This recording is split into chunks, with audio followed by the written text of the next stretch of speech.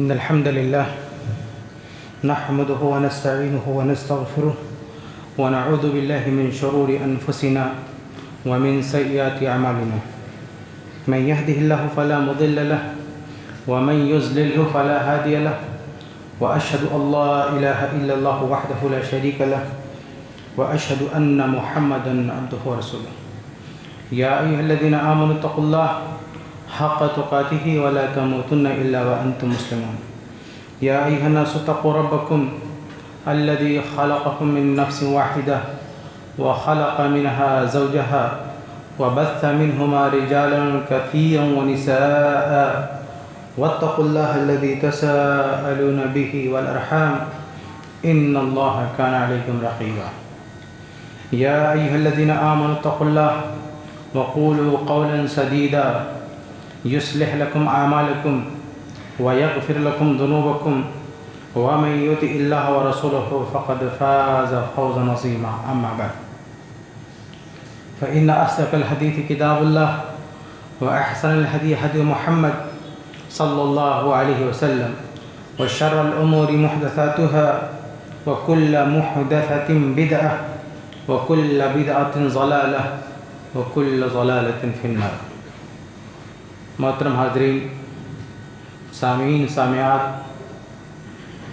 آج کے اس خطبے میں انشاءاللہ تبارک و تعالی جس موضوع کے تحت کچھ باتیں رکھنی ہے وہ ہے ظلم اور اس کا انجام. ظلم ایک ایسا پاپ ہے کہ اس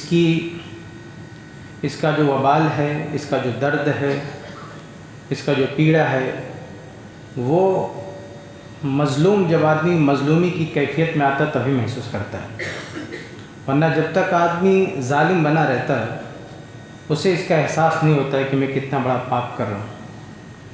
اور شیطان نے انسان کو سرکشی پر اتنا اتارو کیا ہے، اتنا اس کو منوڑ بنا دیا ہے کہ اگر ذرا سا بھی اس کے پاس پاور آ جائے، طاقت آ جائے، تو بہت کم ایسے لوگ ہوتے ہیں جو اس بلندی پر اور اس طاقت پر پہنچنے کے بعد ظلم و بربریت سے اپنے آپ کو بچائے رکھیں. دنیا میں بڑی سے بڑی حکومتیں آئیں، بڑے سے بڑے بادشاہ پیدا ہوئے، لیکن بہت کم لوگوں کے بارے میں آپ سنیں گے کہ ان لوگوں نے انصاف سے کام لیا ہے، ان لوگوں نے اپنی طاقت کا غلط استعمال نہیں کیا ہے. اور یہ معاملہ صرف ایک کمیونٹی کا نہیں ہے، ایک گروہ کا نہیں ہے، حاکم کا نہیں ہے. جب ہم بات کریں ظلم کی تو ہمیں ہر سطح پر آ کر دیکھنا چاہیے کہ ظلم کہاں کہاں ہو رہا ہے. ایسا نہیں ہے کہ حکومتیں ظلم کریں تو وہ ظلم ہیں اور ہم ظلم کریں تو وہ ظلم نہیں ہے. آج بہت سارے ایسے لوگ ہیں جو ظالموں کے خلاف نفرت کا اظہار کریں گے، مظلوموں کے ساتھ ہمدردی کی بات کریں گے، لیکن خود ان کا پڑوسی، ان کا اپنا ساتھی ان کے ظلم سے محفوظ نہیں ہے. تو مطلب یہ کیا چیز ہے کہ آپ کو ظالم سے نفرت بھی ہے، مظلوم کے ساتھ ہمدردی بھی ہے، لیکن آپ خود اسی کیٹیگری میں ہو اپنی استطاعت کے بقدر. آپ دیکھ رہے ہو کہ ایک آدمی بہت پیسے والا ہے، بہت طاقت والا ہے، حکومت والا ہے، پاور والا ہے، ظلم کر رہا ہے، لیکن آپ کے پاس جتنا اللہ نے پاور دیا، جتنی طاقت دی ہے، اپنی بساط بھر آپ کیا کر رہے ہو؟ شاید آپ بھی کسی پہ ظلم کر رہے ہیں. اور اللہ تعالیٰ کا یہ نظام ہے کہ جو ظالم ظلم کی حد کر دیتا ہے تو ایک دوسرے ظالم سے اس کو پیٹتا ہے. قرآن میں اللہ نے کہا نا کہ نولی بعض الظالمین بعضا، کہ بعض ظالموں سے بعض ظالموں کی پٹائی کرتے ہیں. اللہ تعالیٰ خود اتر کے نہیں آتا، اللہ تعالیٰ کی فوج نہیں آتی ہے. ایک آدمی ظلم کر رہا ہے، کل دوسرا ظالم اس کو پیٹتا ہے. آج ہم کو لگ رہا ہے یہ مظلوم ہے، یہ بڑا پٹ رہا ہے، اس کے ساتھ اتیاچار ہو رہا ہے، لیکن آپ اس کا پاسٹ دیکھیں، اس کے ماضی میں جھانک کر دیکھیں کہ اس کے ہاتھ اور اس کی طاقتیں کتنے بے گناہوں کے خون سے رگی ہوئی ہیں. کتنا خون بہایا دوسروں کا ان لوگوں نے جو آج پٹ رہے ہیں. یہ ہمیں نہیں بھولنا چاہیے. ہم کو ایسا لگتا ہے کہ آج مظلوم ہے، لیکن یہ جب پاور میں تھا اس نے کتنے لوگوں کی ہتیا کی، کتنے لوگوں کا قتل کیا، کتنے لوگوں کا گھر اجاڑا، کتنے لوگوں کو موت کے گھاٹ اٹھالا. آپ گن نہیں سکتے. لیکن یہ اس کی تاریخ کو بھلا کے اور آپ ظالموں کے ساتھ کھڑے ہو جائیں. آپ کھڑے ہو سکتے ہیں, اللہ تعالیٰ تو نہیں کھڑے ہو سکتا ظالموں کے ساتھ. ایک حدیث جو بار بار ہم نے آپ کے سامنے سنائی ہے, اس پر غور کرنا چاہیے, ایمان لانا چاہیے. اللہ کے نبی صلی اللہ علیہ وسلم فرماتے ہیں کہ ما من ذنب اجدر ان يعجل اللہ لصاحبه العقوبة فی الدنیا مع ما يدخر له فی الآخرہ مثل البغی وقطیعۃ الرحم. رواہ ابن ماجہ وغیرہ, سنن ابن ماجہ, سنن نبی داؤد وغیرہ کی روایت ہے. اللہ کے نبی صلی اللہ علیہ وسلم فرماتے ہیں کہ کوئی گناہ ایسا نہیں ہے, کوئی پاپ ایسا نہیں ہے جس کی سزا اللہ جیتے جی اسی دنیا میں نہ دے سوائے دو کے. یعنی بہت سارے ایسے گناہ ہیں آدمی کرتا ہے, مر جاتا ہے, بچ جاتا ہے, یعنی آخرت میں اس کی سزا ملے گی. لیکن کچھ گناہ ایسے ہیں جن کی سزا اللہ اس دنیا میں بھی دیتا ہے اور مرنے کے بعد بھی دیتا ہے. اس میں پہلے نمبر کیا ہے؟ البغی, ظلم, بربریت, اور دوسرا اپنے رشتوں کے ساتھ غداری کرنا, اپنوں کا رشتہ توڑنا. یہ دو بہت بڑا پاپ ہے میرے بھائیوں. اتیاچار کرنا اور اپنوں کا خون بہانا, اپنے رشتوں کو پامال کرنا. جو شخص اس جرم میں گرفتار ہوگا وہ اس کی سزا بھگتے مر نہیں سکتا. افسوس کے ساتھ کہنا پڑتا ہے کہ اسلام کی نام لیوا ایک کمیونٹی, ایک قوم ایسی ہے جس نے اپنے وجود سے لے کر آج تک اس کا مشن یہی ہے کہ لوگوں پر اتیاچار کرنا, ظلم کرنا, مسلمانوں کو لڑانا, خون خرابہ کرنا, اور وہ بھی اب رشتوں کے نام پر, رشتوں کے حوالے پر, اپنوں کے ساتھ غداری. یہ ایک قوم ہے جس کا ہمیشہ سے اس کا اتہاس رہا, اس کی یہ تاریخ ہے. آپ کبھی جا کے پڑھو, کسی کے ساتھ بھی ہمدردی جتانے سے پہلے 100 بار سوچ لو کہ کہیں وہ آج مظلوم دکھ رہا, کہیں وہ خود ظالم تو نہیں ہے. تمہاری کیا اوقات ہے, کیا کر لو گے اس کے ساتھ جب اللہ تعالیٰ کسی کو پیٹے گا تو ایک قوم ایسی ہے, کچھ لوگ ایسے ہیں جن کا ہمیشہ سے یہی کاروبار رہا ہے کہ دوسروں پر اتیاچار کرو, ظلم کرو, اور خاص طور سے اپنے رشتہ دار, اپنے رشتوں پر, اپنوں پر ظلم کرو. یہ دو پاپ جو کرتا نا, اللہ اس کو پیٹتا, اور یہ قوم ہمیشہ پٹتی رہی ہے. اس نے آتنک مچایا ہے, اس کے بعد اس کی پٹائی بھی ہوئی ہے. اور جو قوم ہو یا کوئی علاقہ ہو, چاہے وہ ملک ہو, چاہے وہ شخص ہو, چاہے وہ پریوار ہو, چاہے وہ خاندان ہو, اگر ان دو برائیوں میں پھنسے گا, ظلم کرے گا, اپنوں کے ساتھ غداری کرے گا, تو اللہ اسے پیٹے گا. اس سے بڑا ظالم اس کی دھلائی کرے گا. اس لیے اس حدیث کو کبھی فراموش مت کرو. یہ جو حدیث اللہ کے نبی کی کہ اگر آپ ظلم کرو گے, اپنوں کے ساتھ غداری کرو گے, تو بغیر اس کی سزا پائے مر نہیں سکتے. آپ کسی نہ کسی شکل میں پٹو گے, گرچہ اس پٹائی کو محسوس نہ کر سکو. ہم بار بار کہتے نا کہ اللہ کی لاٹھی میں آواز نہیں ہوتی. اللہ کی لاٹھی جب پڑتی ہے تو بولتی نہیں ہے تیرے کس پاپ کی سزا ہے. اس لیے ہم کسی بھی سطح پر ہوں, کہیں پر بھی ہم کو ظلم نہیں کرنا چاہیے. ہم بادشاہ بن گئے, ایک حکومت کے حاکم بن گئے تو بھی ظلم نہیں کرنا چاہیے. ہم کسی اسٹیٹ کے حاکم بن گئے تو بھی ظلم نہیں کرنا چاہیے. ہم کسی ایریا کے نیتا بن گئے تو بھی ظلم نہیں کرنا چاہیے. ہم اپنے محلے میں بڑے مالدار ہو گئے, پیسے والے ہو گئے تو بھی ظلم نہیں کرنا چاہیے. ہم اپنے پریوار میں تھوڑا پاور والے ہیں تو بھی ظلم نہیں کرنا چاہیے. ہماری ایک فیملی ہے, بال بچے ہیں, ان پہ ظلم نہیں کرنا چاہیے. ہمارے یار دوست ہیں, ان پہ ظلم نہیں کرنا چاہیے. کسی بھی سطح پر جا کے اگر آپ ظلم کرو گے تو اس کا انجام بھگتے بغیر آپ کو موت نہیں آئے گی. یہ اور بات ہے کہ آپ اس کو پہچان نہ سکو. یہ اللہ کا قانون ہے, سنت اللہ, ولن تجد لسنت اللہ تبدیلا. اللہ نے قرآن میں کہا اللہ کا جو قانون ہے, اللہ کی جو سنت ہے, اس میں کوئی تبدیلی نہیں آ سکتی. کبھی اس بات پہ بھروسہ مت کرو کہ آپ کو اگر کوئی طاقت ملی ہے, پاور ملا ہے تو ہمیشہ رہے گا. اللہ کب چھین لے آپ سوچ بھی نہیں سکتے. آپ کسی ملک کے بادشاہ بن جاؤ اور آنن فانن آپ کا ستیہ ناش ہو جائے, آپ کو تہس نہس کر جائے, آپ سوچ بھی نہیں سکتے کہ آپ کے ساتھ کیا ہو سکتا. چھوٹا موٹا کسی علاقے کا گنڈا بننا اور بہت پاورفل بننا تو دور کی بات ہے، آپ کسی ملک کے حکمران ہوں، اپنے آپ کو بادشاہ سمجھتے ہوں اور بہت سیف سمجھتے ہو کہ بہت ہم یہ کب منٹوں میں کیا ہو جائے آپ سوچ بھی نہیں سکتے، آپ کے ساتھ کسی کے ساتھ بھی ہو سکتا ہے، تو عام آدمی کی کیا حیثیت ہے؟ اس لیے میرے بھائیو ظلم بہت بڑا گناہ ہے اور کبھی بھی ظالموں کا ساتھ نہیں دینا چاہیے۔ ایک حدیث ہے نا کہ اتقوا دعوت المظلوم، مظلوم کی بد دعا سے بچو، مسلم احمد وغیرہ کی روایت ہے۔ کیوں؟ کیونکہ مظلوم کی پکار میں اور اللہ کی سننے میں کوئی چیز حائل نہیں ہوتی۔ جب مظلوم پکارتا ہے اللہ اس کی پکار سنتا ہے، مظلوم کی آہ کبھی ضائع نہیں ہوتی ہے، بلکہ مسلم احمد کی ایک روایت ہے اتقوا دعوت المظلوم وان کان کافرا، کہا کہ مظلوم کی بد دعا سے بچو چاہے وہ کافر ہی کیوں نہ ہو۔ یعنی اگر آپ نے کسی کافر پر، کسی نان مسلم پر بھی اتیاچار کیا، ظلم کیا اور اس نے اللہ کو پکارا تو اللہ اس کی بھی مدد کرے گا۔ لیکن آج ہم کیا دیکھ رہے ہیں؟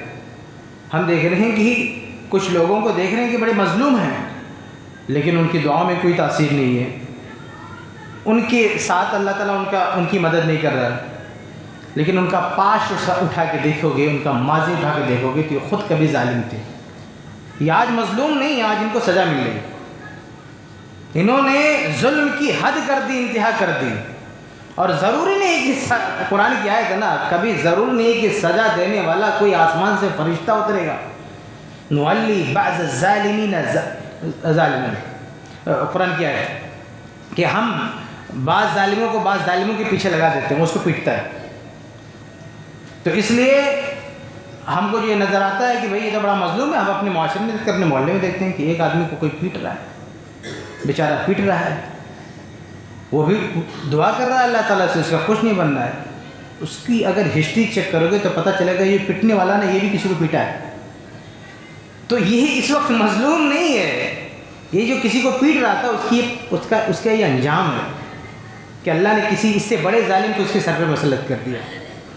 تو کہنے کا مطلب یہ میرے بھائیوں کہ ہمارے معاشرے میں ہمیں اپنے معاشرے کو ظلم سے پاک کرنا چاہیے۔ ظلم بہت بڑا گناہ ہے۔ اللہ رب العالمین نے شرک، جو سب سے بڑا گناہ کیا ہے؟ شرک ہے۔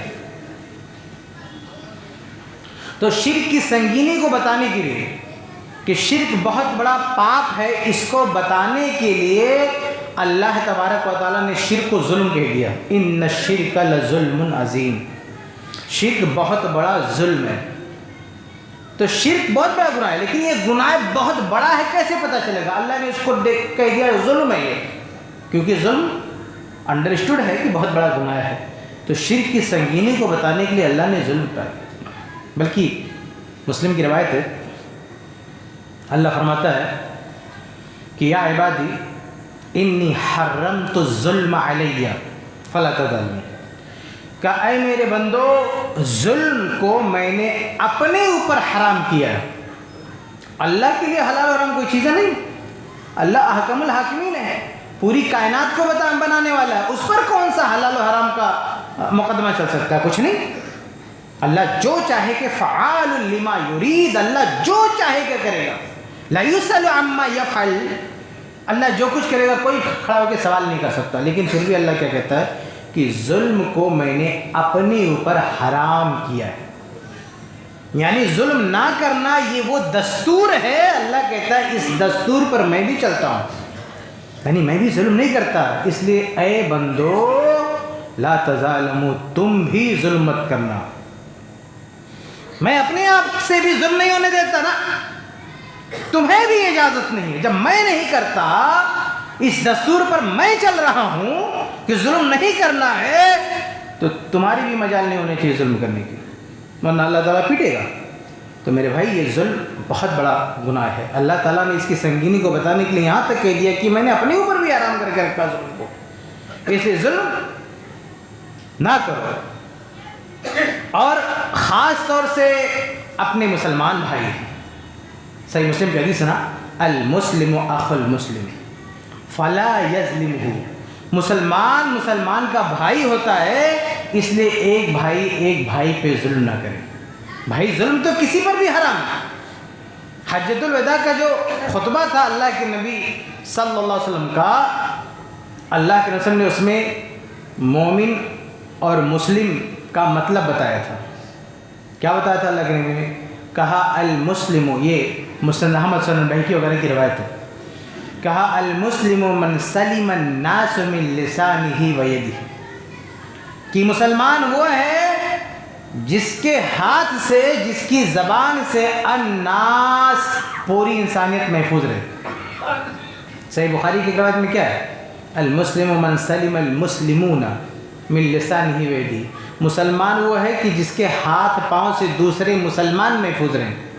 اللہ کے نبی مسلمانوں کے بیچ میں یہ حدیث سناتے تھے کہ مسلمان کے ہاتھ پاؤں سے دوسرے مسلمان کی عزت محفوظ رہے۔ لیکن جب وہ خطبہ تھا، مجمع تھا حج کا، تو اس ٹائم اللہ کے نبی نے صرف مسلمان کے نام سے بات نہیں کی، الناس کے نام سے بات کی۔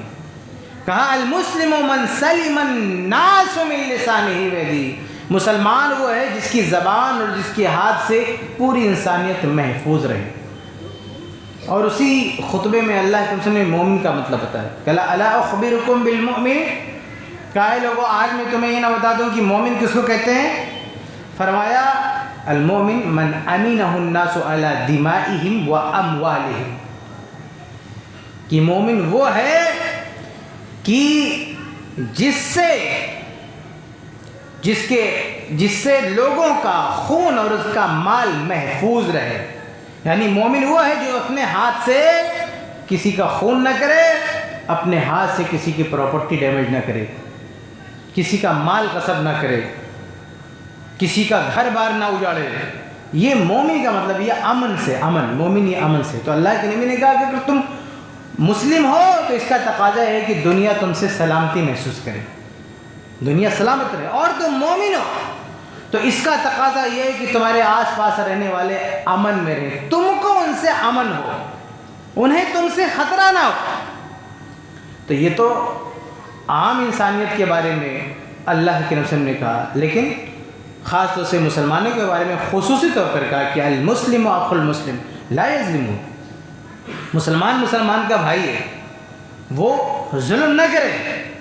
مسلمان پر ظلم کرے گا، اپنے بھائی کو ستائے گا، تنگ کرے گا، اس کا جینا حرام کرے گا، اور جب اللہ کی لاٹھی اٹھے گی تو اس کی کوئی بھی شکل ہو سکتی ہے۔ اللہ کی لاٹھی کوئی فرشتہ بن کے نہیں اترے گا، کوئی کسی کو، دنیا کے سب سے بدترین آدمی کو، بدترین طاقت کو اللہ تعالیٰ ظالم کے خلاف لاٹھی بنا دے گا، پیٹے گا۔ اس لیے بہت پارسا بننے کی ضرورت نہیں ہے، اپنی تاریخ دیکھو، اپنا ماضی دیکھو، زیادہ ہو ہا کرنے کی ضرورت نہیں ہے۔ چلو بڑا آدمی پیٹ رہا ہے مظلوم، ارے اس نے کیا کیا دیکھا آپ نے اس کو ماضی کھول کے؟ جتنا دشمنوں نے خون خرابہ نہیں کیا آپس میں، اتنا ان لوگوں نے کیا ہے، یہ سب بھول جاؤ گے۔ آج اگر پٹ رہا ہے کوئی تو آپ کو پیٹ کی پٹائی دکھ رہی ہے، اس کا ماضی نہیں دکھ رہا ہے، اس کا پاس نہیں دکھ رہا ہے۔ تو اللہ رب العالمین کا یہ قانون ہے، ظلم بہت بڑا پاپ ہے۔ ظلم کرنے والا تو دور کی بات ہے میرے بھائیو، جو شخص ظلم کو خاموش تماشائی بن کر دیکھتا ہے وہ بھی پٹتا ہے۔ آج اگر کوئی محلہ ہے، کوئی علاقہ ہے، کوئی ملک ہے، اگر وہ پڑوسی ملک پر ظلم کر رہا ہے، اپنے والوں پر ظلم کر رہا ہے، ظلم کرنے والے چند ہوتے ہیں نا، سب تو نہیں ہوتے، پورا ملک تو ظالم نہیں ہوتا، پورا ایریا تو ظالم نہیں ہوتا، چند لوگ ہوتے ہیں۔ لیکن جب اللہ حساب لیتا ہے نا تو سب پیٹے جاتے ہیں۔ جب اللہ حساب لیتا ہے تو اس ایریے کے سارے پیٹے جاتے ہیں۔ اور یہ حدیث ہے سنن ترمذی کی۔ ابو بکر صدیق رضی اللہ تعالیٰ عنہ جب خلیفہ بنائے گئے، انہوں نے بہت سارے خطبے دیے، ایک خطبہ بڑا شاندار تھا، ان کا ایک ایک خطبہ، ان کی ایک ایک اسپیچ ابو بکر صدیق رضی اللہ عنہ کی بڑی اہم ہے، پڑھنا چاہیے۔ آج بڑے سے بڑا ذہین آدمی ایسی باتیں نہیں کر سکتا جس طرح سے ابو بکر صدیق چند لفظوں میں اتنی بڑی بڑی بات کرتے تھے۔ انہوں نے کہا یا ایھا الناس، اے لوگو، قرآن کی انکم تقرؤون الآیات، تم لوگ قرآن کی ایک آیت پڑھتے ہو کہ بھائی اپنا خیال رکھو، دوسرا اگر کوئی غلط کرتا ہے اس کا وبال تم پہ نہیں آئے گا۔ کہا فإنی سمعت رسول اللہ، یاد رکھو میں نے اللہ کے رسول کو فرماتے ہوئے سنا ہے، ان الناس اذا رأوا الظالم، کہ لوگ اگر ظالم کو ظلم کرتے ہوئے دیکھیں، فلم یأخذوا علی یدیہ، اسے روکیں نہ، اسے ظلم سے باز نہ رکھیں. یعنی آپ کا خاندان ہے، اس میں کوئی ظلم کر رہا آپ تماشا دیکھ رہے ہو، آپ کا محلہ ہے کوئی ظلم کر رہا آپ تماشا دیکھ رہے ہو، آپ کے ملک میں اتیاچار ہو رہا آپ تماشا دیکھ رہے ہو. یعنی ظالم کو آپ بول نہیں سکتے، اس کو بتا نہیں سکتے، تنبیہ نہیں کر سکتے، خاموش تماشائی بنو گے تو اوشک اللہ ان یؤمہم بعقاب منہ، تو اللہ تعالیٰ جب اپنا عقاب، اپنی سزا اتارے گا تو سب کو لپیٹ میں لے لے گا. یعنی جو ظلم کر رہے تھے وہ بھی، اور جو تماشا دیکھ رہے تھے وہ بھی. آج یہی ہو رہا، ہم اپنی آنکھوں سے یہ حدیثیں پڑھتے ہیں، لیکن یہ حدیثیں کا جو معنی مفہوم ہے اگر ہم آنکھیں کھولیں تو معنی مفہوم ہمیں سماج میں بھی دکھتا ہے. اللہ اس کے رسول کا جو وعدہ ہے، اللہ اس کے رسول کی جو پیشین گوئی ہے، وہ حرف بحرف صداقت ہے. اگر ہمارے پاس سوچنے والا دل ہو، دیکھنے والی آنکھیں ہو، ہمیں دکھائی دیتا ہے کہ حدیث میں جو اللہ کے نبی نے کہا وہ ہمارے نظروں کے سامنے. جو ظلم چند لوگ کر رہے تھے، چند حکمراں کر رہے تھے، لیکن جب اللہ کی آفت آئی تو سب کے سب لپیٹ میں گئے، سب کے سب مارے گئے. جب اللہ کا قہر نازل ہوا، اس قہر نے یہ نہیں دیکھا کہ اس میں کون ظالم تھا، کون تماشا دیکھ رہا تھا، سب کو اپنے لپیٹ میں لے گیا. اس لیے میرے بھائیوں، ظلم کرنا تو پاپ ہے ہی، اور ظلم کے خلاف خاموش رہنا. اب اگر ظالم، ایک اور حدیث ہے نا صحیح بخاری کی، انصر اخاک ظالما او مظلوما، اپنے بھائی کی مدد کرو چاہے وہ ظالم ہو یا مظلوم ہو. صحابہ نے کہا اللہ کے رسول، مظلوم کی مدد تو سمجھ میں آتی ہے، یہ ظالم کی مدد کیسے کریں؟ ظالم کی مدد کیسے کریں؟ کتنی پیاری حدیث ہے میرے بھائیو، ہم اس کا الٹا کر رہے ہیں. اللہ کے نبی نے کہا کہ ظالم کی مدد یہ ہے کہ جب وہ ظلم کرنے جائے وہیں اس کا ہاتھ پکڑ لو. آج ایک آدمی پٹ رہا ہے، کچھ لوگ پٹ رہے ہیں، کوئی بڑا ظالم کسی کو پیٹ رہا ہے، اٹھا اٹھا کے مار رہا ہے، تو آپ چلا رہے ہو کہ ان کی مدد کرنا چاہیے، لیکن جب یہ دوسروں کو مار رہا تھا تب نہیں چلا، تب کیا آواز بند ہو گئی؟ گونگے بہرے بن گئے تھے، تالیاں پیٹ رہے تھے. ہاں، آج جو آدمی پس رہا ہے کل یہ پیس رہا تھا مسلمانوں کو، تو کس بھی میں چھپے ہوئے تھے، کہاں بند تھے؟ آج جب اللہ کا قانون نے اپنا اثر دکھایا تب بلبلا رہا. اللہ کے نبی کی حدیث کیا ہے؟ انصر اخاک ظالما، ظالم کی مدد کرو. ظالم کی مدد کیا ہے کہ اگر اس نے ہاتھ اٹھایا ظلم پہ، وہیں روک دو. اگر وہیں وہ روک لے گئے تو آگے اس کی دھلائی نہیں ہوگی، آگے اس کی پٹائی نہیں. یہ اس کی مدد، اس کی ہیلپ ہے. ظالم کی مدد یہ ہے کہ اگر آپ نے اسے ظلم سے روک دیا تو ظلم کا جو خطرناک انجام اس کے سر پہ آ سکتا تھا، آپ نے اس ظالم کو اس انجام سے بچا لیا، آپ نے اس ظالم کو ظلم کی سزا سے بچا لیا. تو اگر آپ کو ہمدردی ہے کسی کے ساتھ تو جیسے ہی وہ ظلم کے لیے ہاتھ اٹھائے وہیں اس کا ہاتھ روک دو، ڈبل بھلا ہوگا. کسی پہ اتیاچار نہیں ہوگا، مظلوم کی تو مدد ہوگی، اس کی بھی مدد ہو جائے گی ظالم کی. لیکن نہیں، مظلوم سے تم کو اختلاف ہے، ایک آدمی کھڑا ہو کے پیٹ رہا ہے، پیٹنے دو. کیوں؟ کیونکہ پیٹنے والا سے ہماری جمتی نہیں، ہماری بنتی نہیں ہے. تو یہ جو پیٹنے والا ہے کل اس کو بھی کوئی پیٹے گا نا، تب بیٹھ کے چلاؤ گے، رو گے نہیں، اس پہ تو ظلم ہو رہا، اتیاچار ہو رہا تھا، کل اس ظالم کے ساتھ کھڑے تھے آپ. تو اللہ کے نبی کی حدیثوں کو سمجھیں.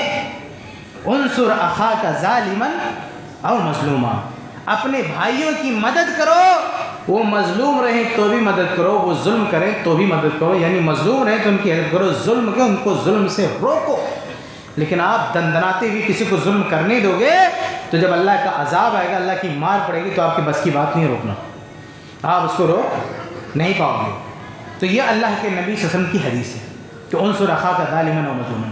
اور پھر وہ مقصود کیا ہے جو ترمذی کی حدیث میں نے پڑھی کہ خاموش تماشائی مت دیکھو. انصاف اتنا عزیز ہونا چاہیے کہ چھوٹے بڑے کی، کمزور طاقتور کی رعایت نہیں، انصاف تو انصاف ہے. یہ ابو بکر صدیق رضی اللہ عنہ کی بات آ گئی. میں مثال دوں آپ کے سامنے. جب وہ خلیفہ بنائے گئے تو انہوں نے کیا کہا؟ خطبہ خلافت میں ایک جملہ اور کہا تھا کہ القوی منکم ضعیف عندی، کہ تمہارے بیچ میں جو طاقتور ہے نا جو بہت بڑا سرما ہے، میری نظر میں کچھ نہیں ہو۔ ابو بکر صدیق نے کہا کہ میری نظر میں اس کی کوئی حیثیت نہیں ہے، اگر اس نے کسی پہ اتیاچار کیا تو میں اسے سزا دینے میں ذرا سا بھی رعایت نہیں کروں گا، یہ ابو بکر صدیق نے کہا۔ اور کہا کہ الضعیف منکم، کہ تم میں جو ضعیف ہے وہ میری نظر میں پاورفل ہے۔ ابو بکر صدیق نے کہا کہ جس کو تم کمزور سمجھتے ہو، اگر اس پر کوئی آنچ آئی، اس کا کوئی نقصان ہوا، تو میں یہ نہیں دیکھوں گا یہ تو ہمارے سماج کا بڑا چھوٹا آدمی، نہیں، میں اس کو اس کا حق دلانے کے لیے پوری طاقت لگا دوں گا۔ کتنی پیاری بات کی ابو بکر صدیق نے، اور صرف کہا نہیں، کر کے دکھایا۔ سنن نبی داؤد کی روایت ہے، ایک وراثت کا کیس تھا، وراثت بانٹ دی گئی اور ایک نانی آتی ہے اور کہتی ہے ابو بکر صدیق میرا حصہ۔ بتائیے، ایک نانی جس کے آگے پیچھے کوئی گہار لگانے والا نہیں ہے، ایک بڑھیا عورت ابو بکر صدیق کے دربار میں آتی ہے اور کہتی ہے یہ وراثت پراپرٹی جو بٹی ہے اس میں میرا بھی حصہ ہے۔ ابو بکر صدیق کو اس بڑھیا کے حصے کی دلیل بھی نہیں پتہ، کہتے کہ ہم نے جو بانٹا ہے ایسے ہی ہم کو صحیح سمجھ لگ رہا ہے، ہم نے صحیح بانٹا ہے، آپ جو تقاضا کر رہی ہو بوڑھی اماں، نانی اماں، وہ نانی تھی جو مرا تھا، اس کی نانی تھی، تو کہا آپ جو تقاضا کرو اس کی کوئی دلیل نہ قرآن میں نہ حدیث میں، کہاں سے آپ کی بات ماننے؟ لیکن پھر بھی ابو بکر صدیق نے کہا، یہ نہیں سوچا کہ کمزور عورت ہے تو اس کو بھگا دیتے ہیں، کہا پھر بھی تم نے بات رکھی ہے تو گرچہ مجھے نہیں معلوم ہے، اور بھی صحابہ ہیں، میں پوچھتا ہوں، اگر لوگوں نے پروف دے دیا کہ آپ کا حصہ بنتا ہے تو آپ کا حصہ تو میں دے کے رہوں گا۔ صحابہ سے بات کیا، دو صحابہ نے گواہی دی کہ ہاں اللہ کے نبی صلی اللہ علیہ وسلم نے ایسے کیسز میں ایک نانی کو بھی حصہ دیا 1/6۔ ابو بکر صدیق جو مال تقسیم ہو چکا تھا اس کو دوبارہ اپنی کسٹڈی میں لیتے ہیں، پھر سے بانٹتے ہیں، 1/6 حصہ اس نانی کو دیتے ہیں، یہ لے کر جاتی ہے۔ ایک کمزور بوڑھی عورت جس کے آگے پیچھے کوئی نہیں کھڑا، وہ تنے تنہا آتی ہے، دربار خلافت میں گہار لگاتی ہے، اور وقت کا سب سے بڑا خلیفہ اس معمولی عورت کی بات کو سنتا ہے، اس کے لیے دوبارہ سنوائی ہوتی ہے، علماء سے بات چیت ہوتی ہے، اس کو اس کا حق دلاتا ہے۔ یہ ایک مثال ہے جو ابو بکر صدیق نے کہا تھا نا کہ تم میں سے کوئی کمزور ہے تو میری نظر میں وہ طاقتور ہے، میں اسے کمزور نہیں سمجھوں گا۔ دوسرا جملہ کیا کہا تھا ابو بکر صدیق نے؟ کہا تم میں سے اگر کوئی طاقتور ہے تو میری نظر میں کمزور ہے وہ، میں اس کے کہنے سے، اگر اس کا حق نہیں بنتا ہے تو اس کے کہنے سے اس کو کوئی چیز نہیں دے سکتا۔ آپ صحیح بخاری کھول کے دیکھیں، اللہ کے نبی صلی اللہ علیہ وسلم کی وفات کے بعد فاطمہ رضی اللہ تعالیٰ عنہ آتی ہیں اور کہتی ہیں کہ میرے والد محترم وفات پا گئے، یعنی اللہ کے رسول صلی اللہ علیہ وسلم ہم سب کے نبی، مما ترک رسول اللہ، میرے والد نے جو چھوڑا ہے وراثت اس میں میرا حصہ، میں تو ان کی بیٹی ہوں، بیٹی کا حصہ بنتا ہے، ایک بیٹی ہے تو 1/2، ایک سے زیادہ تو 2/3 حصہ بنتا ہے، اچھا خاصا اماؤنٹ بنتا ہے۔ علی رضی اللہ تعالیٰ عنہ بھی سپورٹ میں ہے، یہ کوئی معمولی پریوار نہیں ہے، فاطمہ بنت محمد نبی کی بیٹی ہیں، پاورفل ہیں، بے سہارا بھی نہیں ہیں، علی جیسا بہادر صحابی ان کا شوہر ہے، حسن حسین جیسے بہادر ان کے بیٹے ہیں، اہل بیت میں سے، اسٹیٹس کتنا ہائی ہے، طاقت کتنی اونچی ہے، پاور کتنا بڑا ہے، اور خلیفہ وقت سے ڈیمانڈ کر رہے ہیں کہ وراثت میں حصہ۔ ابو بکر صدیق نے کیا کہا کہ آپ کا احترام اپنی جگہ، لیکن اللہ کے نبی کہہ کر گئے ہیں کہ ہمارا مال نہیں بٹے گا ہمارے وارث سے، یہ امت کے لیے، ہم آپ کو نہیں دے سکتے، نہیں دے۔ اتنی بڑی پارٹی، اتنا طاقتور پریوار، اور پہلے خلیفہ سے آ کے مطالبہ کر رہا ہے وراثت میں حصہ چاہیے، نہیں دیا، نہیں دیا، اس بڑھیا کو دے دیا جس کی دلیل بھی پتہ نہیں تھی، بعد میں بات چیت کر کے دلیل نہیں دے دیا، لیکن فاطمہ بنت محمد کو نہیں دیا۔ کیوں نہیں دیا؟ کیونکہ انہیں پتا تھا کہ ان کا حصہ نہیں ہے، وہ کتنے پاورفل ہیں، کتنی بڑی طاقت، اسے کہتے ہیں انصاف۔ یہ انصاف ہے، آدمی چاہے چھوٹا ہو چاہے بڑا ہو، قانون کی بالادستی ہونا چاہیے، انصاف ہونا چاہیے، یہ نہیں کہ آدمی کمزور ہے تو پورا سماج اس پہ ظلم کرے، تو ظلم کرنے والا سماج ہے، کل وہ پٹے گا، اور جو کوئی طاقتور ہے، پاور میں ہے، پیسے میں، عہدے میں ہے، سب اس کی جو ہے چمچا گیری کرو، تو کل جب وہ تمہارا آقا پٹے گا تو تم بچو گے؟ نہیں بچو گے۔ اگر کوئی بڑا آدمی آپ کے ایریے کا، آپ کے سماج کا ظلم کرے، اس کے آگے پیچھے نہیں ساتھ دے دینا چاہیے. وہ پٹے گا تو ساتھ میں تم بھی پٹو گے. انصاف کی بات کرنا چاہیے. تو کہنے کا مطلب یہ کہ ہمارا جو معاشرہ ہے میرے بھائیو، ہمیں اپنے معاشرے سے ظلم کو پاک کرنا چاہیے. ہم دیکھ رہے ہیں کہ بھئی کہیں پہ ظلم ہو رہا ہے، ہم تڑپ رہے ہیں، وہاں کچھ نہیں کر سکتے، یہاں تو کر سکتے ہو. تمہارے اپنے ایریے میں ظلم ہو رہا ہے، تمہارے خود اپنے پریوار میں ظلم ہو رہا ہے، اس کو تو روک سکتے ہو. ورنہ کر کسی اور شکل میں تمہارے اوپر بھی آفت آئے گی. بڑے ظالم ہے بڑی آفتیں آتی ہیں، چھوٹا ظالم ہے چھوٹی آفت آئے گی. اس کی ہر اپنے اپنے ورژن میں، اپنے اپنے پیکج میں، جیسا تمہارا ظلم ہے ویسا اس کا رد عمل آئے گا. اس لیے اگر ہم چاہتے ہیں کہ اپنے معاشرے کو، اپنے سماج کو، اس دنیا کو ظلم سے پاک کریں، تو میرے بھائیو ظلم ہونے سے پہلے ہی اس کو روکنا ہے. ظالم کو انصر اخا کا، یہ صرف اسی حدیث پر دنیا عمل کر لے، ظلم دنیا سے مٹ جائے. انصر اخا کا ظالما او مظلوما، اپنے بھائی کی مدد کرو چاہے وہ ظالم ہو چاہے مظلوم ہو. اور بات یاد رکھنا کہ صرف اسی دنیا کی حد تک نہیں ہے. یہ جو ظالم ہے نا دنیا میں تو پیٹ رہا ہے تو معمولی پٹائی ہے، مرنے کے بعد اور بھی وبال جان ہوگا. قتل کتنا بڑا جرم ہے بھئی. آدم علیہ السلام کے پہلے بیٹے نے جو شروعات کی نا، اللہ کی حدیث بخاری کی حدیث سے، قیامت تک جتنا بھی قتل ہوگا نا، ان قاتلوں کو تو گناہ ملے گا، اس میں سے کچھ گناہ اس کے سر پر بھی لدے گا، آدم کے بیٹے پر. لِأَنَّهُ أَوَّلُ مَنْ سَنَّ الْقَتْلِ، کیونکہ یہ پہلا شخص ہے جس نے قتل کو رواج دیا ہے. صرف دنیا میں نہیں، مرنے کے بعد بھی جو ہے سزا ملے گی، بہت ہی بھیانک سزا ملے گی. دنیا میں تو مل نہیں ہے. صحیح بخاری کی دیکھیں، صرف قتل کرنا، کسی کی پراپرٹی لوٹ لینا، یہ تو جانے دیجیے. آپ نے کسی کی بے عزتی کی ہے نا، کسی پر الزام لگایا ہے، کسی کو بے عزت کیا، یہ بھی ظلم ہے. اس کا بھی انجام چکھنا پڑے گا مرنے سے پہلے. صحیح بخاری کی روایت ہے، سعد رضی اللہ عنہ کوفہ میں امام تھے، عمر فاروق رضی اللہ عنہ کا دور ہے. بخاری کی روایت ہے، اس ایریے کے لوگوں نے کیا کہا، وہ کمپلین ڈال دیا مرکز میں عمر بن خطاب رضی اللہ عنہ کے اوپر، کہا کہ ان کو نمازی پڑھانا نہیں آتا، حالانکہ وہ صحابی رسول ہیں اور معمولی صحابی نہیں ہیں بھائی، وہ جنتی صحابی ہیں، جو ٹاپ 10 صحابہ جن کو جنت کی بشارت دے گی ان میں سے ایک ہیں وہ، اور مسلح پہ امامت کر رہے ہیں. اور وہ کوفی لوگ، یہ بدماش لوگ کیا کہتے ہیں کہ ان کو نماز پڑھانا نہیں آتا، ہاں، اور کمپلین ڈال دیا مرکز سینٹر کے پاس، عمر فاروق رضی اللہ عنہ کے پاس. عمر رضی اللہ تعالیٰ نے کچھ لوگوں کو بھیجا، جاؤ انکوائری کرو.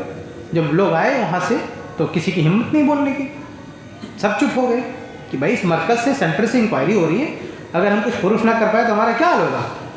اتنے میں ایک آدمی کھڑا ہوا، اس نے ہمت کی اور دنیا بھر کا چارج شیٹ پیش کر دیا 7 دن میں وقاص حسن کے خلاف، یہ ایسے ہے ایسے ایسے.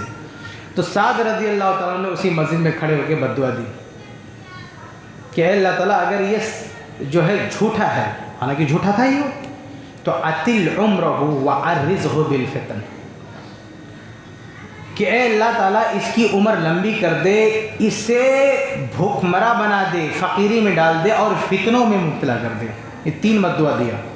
نمبر 1، اس کی عمر لمبی ہو تاکہ یہ جب عذاب میں آئے تو مرے نہ جلدی، اس بلبلاتا رہے. اور دوسرا، فقیر، اس کے بعد پیسہ بھی نہ ہو کہ اپنا علاج کر سکے، ڈیفینس کر سکے. اور تیسرا، فتنوں میں مبتلا کر دے. اس کے بعد کچھ ہی دن کے بعد اس کو دنیا نے دیکھا، اس شخص کا اتنا برا حال ہوا. یہ تینوں باتیں دو لوگوں نے جیتے کہ صحیح بخاری کی روایت ہے. وہ کنگال بھی ہوا اور اتنا عمر اس کی ہوئی کہ یہ جو آنکھ کا یہ جو چمڑا ہے نا، یہ ایسے لٹک کے یہاں تک آ جاتا تھا، آنکھ سے دکھ ہی نہیں رہا تھا اس کو، آنکھ ہوتے بھی نہیں دکھ رہا تھا. اور اس آخری عمر میں لڑکیوں کے ساتھ جو ہے اس کے چرچے بھی ہوئے، ذلیل بھی ہوا، رسوا بھی ہوا.